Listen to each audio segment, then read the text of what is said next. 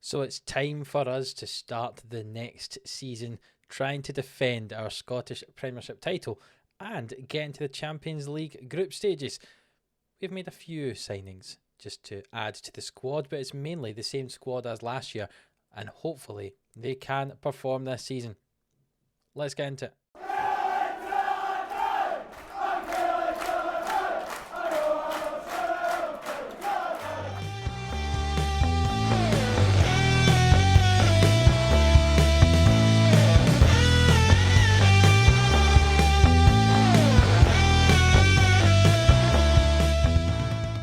Hello and welcome in to the 11am Sports YouTube channel here for the Killie boys on Football Manager 21.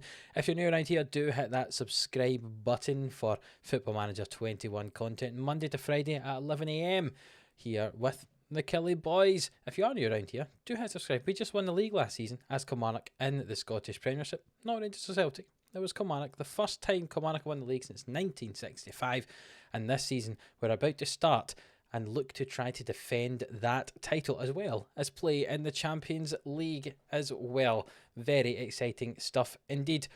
What I'll do to start this episode is show you some of the transfers we've made. We've not made a huge number, and then we'll play our first league game of the season, which is up against Motherwell today. You can see our friendlies.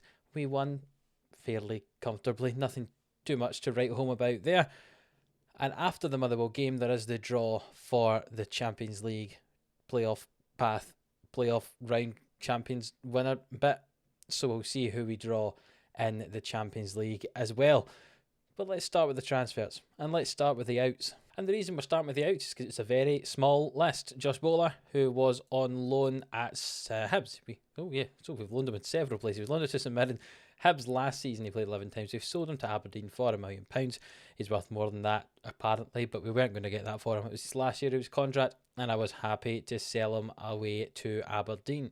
The rest are all loans out, some of which might be slightly surprising for you. Ross Forrest, who played 9 times for us last year after his £1.5 million move from Hibs, is away on loan at Dundee United.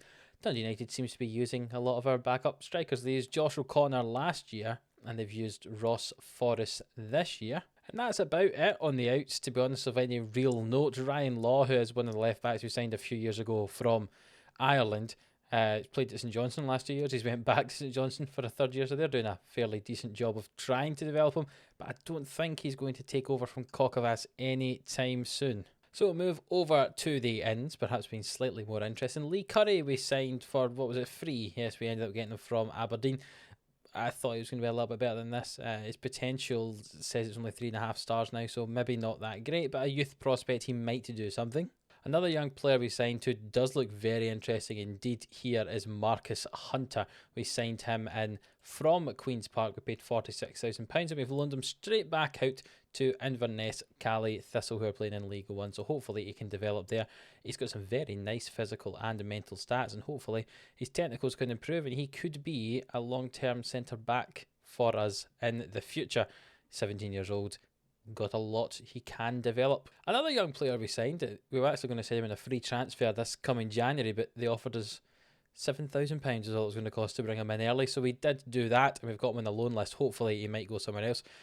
Out on loan is João Francisco. He's a young central midfield player. You can see he can play right up the middle, also on the left wing. Coming in from VDG, I can never remember who these are actually meant to be, so someone in the comments can, I'm sure, tell me below. You can see he's 2.5 star current player. He's got some nice physical stats, nice mentals, and he's passing 16, first touch 16. Looks like a very good playmaker, and hopefully he can improve. Again, 18 years old, so he'll hopefully be here long enough that he can develop Scottish training at Kilmarnock as one of his trained at clubs, so he doesn't go against one of our non-homegrown players in European competition. He looks very exciting, and I hope he can develop very well. Trying to loan him back out somewhere. We'll see if we can get him out on loan. If not, he might have to sit about in our reserves because he's not really going to get in ahead of many of the centre midfielders we've got, unfortunately. One player who's likely to be pushing for a starting role this season is Czech Doucouré. He's played at Lens throughout most of his career. Remember, we signed Charles Bolly from there as well. A very well-rounded midfield player. He looks he can also play defensive mid if needed, and also cover at centre-back if he needs as well. And we got him for free, a free transfer from Ligue 1. 26-year-old Malayan who's had 23 caps for his country, worth £5 million actually. So if we wanted to sell him, we'd get some money back for him. But yeah, I'm very much looking forward to have him in the squad there alongside Kastrup and Burton and Velasquez. I've got some nice midfielders there. And we've not even mentioned someone like Andre Woods there, have we? Did I mention him? I can't remember. But lots of midfield options we've got now, one of which being Czech Doucouré. An option on the wings is young Uruguayan winger Gabriel Tizon. He can also play at wing back as well if he wanted to, but mainly we're going to be playing him as a winger. He's actually 6 foot tall, which I didn't realise. Very tall for a winger, but some nice physical stats there. You know, his natural fitness 17, pace 15, agility 16.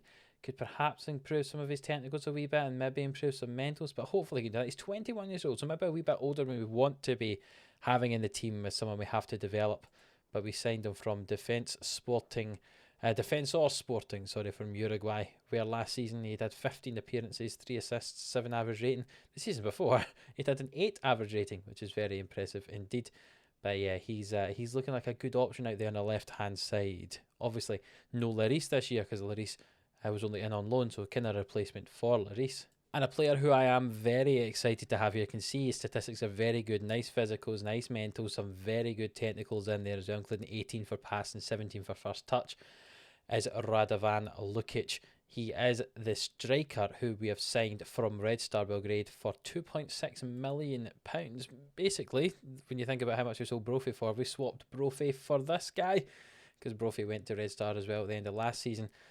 And I think we got the better end of the deal, to be honest. He can also play in behind the striker. He can play on the right wing. He can play in centre midfield as well as a playmaker, a 3.5-star playmaker in there. And we're actually training him up on the left-hand side as well to act as that inside forward. I think he'd work very well there as well. So we're going to be playing him in that position a wee bit, as well as training him there to try and see how he does from out there. Worst comes to the worst, we move him up front or to centre mid if he needs to, and he can play there.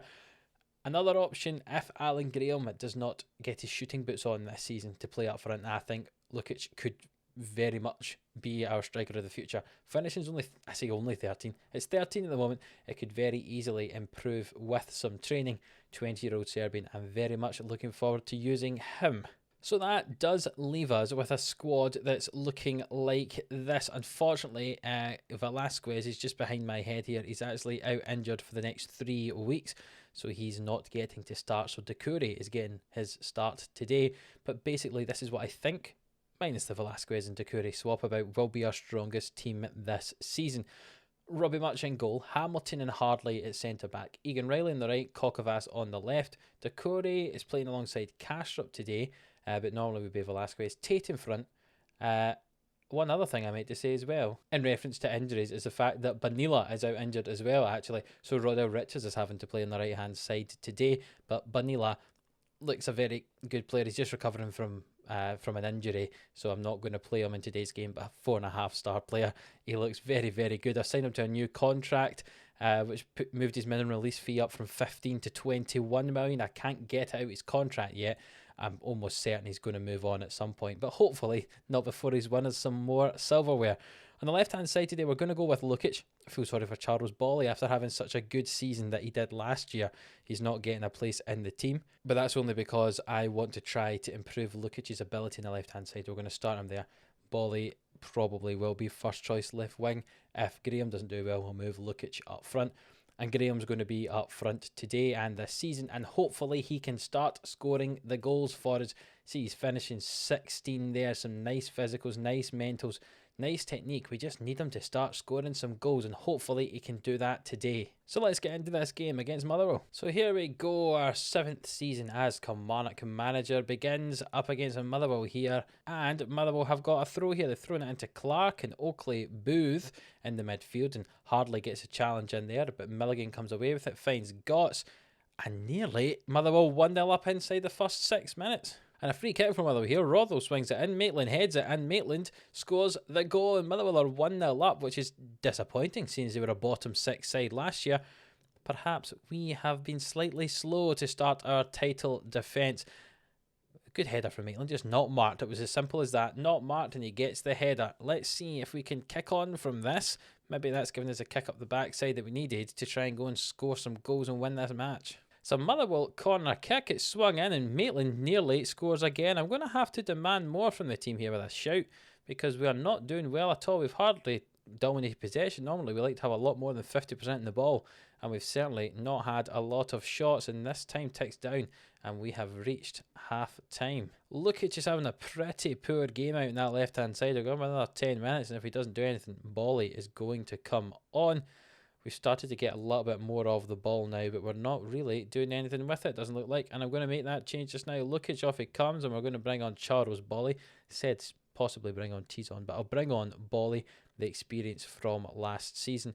And Josh O'Connor, who was out on loan, if you remember, last season at Dundee United, scored 15 goals. He's back in our team, and he's going to be our backup striker. And we're going to bring him on for Alan Graham and see what Josh O'Connor can do for this half an hour. But it's a Motherwell highlight. It looks like Patterson swings the ball in. Kokavas challenges and gives away a blinking penalty. And this is going to be 2-0 down, very likely. After 65 minutes here, Rothwell steps up to take it. And he hits it right past Much. Much doesn't move. And that's 2-0. And that's hugely, hugely disappointing. Let's move to an attacking mentality. Demand more from the entire team. I'm not watching the highlight of that. We really need to do something here. We're bottom of the table right now thanks to goal difference. It's a throw in from Motherwell. Rothwell with it. Maybe we could get the ball. That would be much appreciated. No, instead they've had it and they nearly scored a third goal. We really need to start doing something here. And I think I'm going to make my last change. Dylan Tate's doing absolutely nothing. So we'll bring on Tizon and put Bolly in the middle and bring Tizon out on the left-hand side. For the last 15 minutes here, attacking mentality still. We're going to demand more again. But nothing's really happening. We've not seen any highlights at all for us. Nothing going forward. This could be the first one. Roddell Richards with it. Gets tackled. And the ball's cleared away by another one. Hardley finds Doucouré, who finds Kastrup, and Doucouré back to Hamilton, who plays it forward to Egan Riley.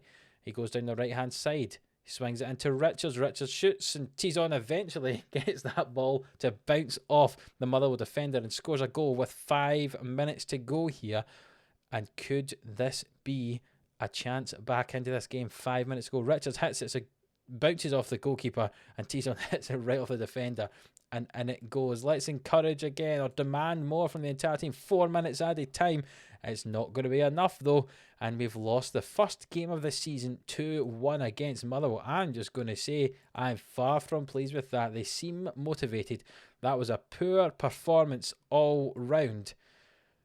And what a way to start our title defence with a 2-1 loss to Motherwell. Our title rivals from last season, Celtic winning by 5 goals and Rangers winning by 2, and we've lost that game 1-0, and it was not a good performance. Let's advance on a few days and find out who we get in the Champions League playoff round draw. And see, to be honest, if we play like that, we're definitely not going to qualify. And here is the draw for the Champions League playoff round. I'm going to do an automatic draw. There's a lot of different teams in this. There's only 4 games that are going to happen though, because some of them haven't happened yet the round before. So Salzburg or Molde will play against Partizan or Fehervar, and we get to play against Basel. That's a tricky tie, to be honest. Apoel Tel Aviv or Slovan Liberec play Levski or Bate Borisov, and HJK or Dinamo play against Karabag or Astana.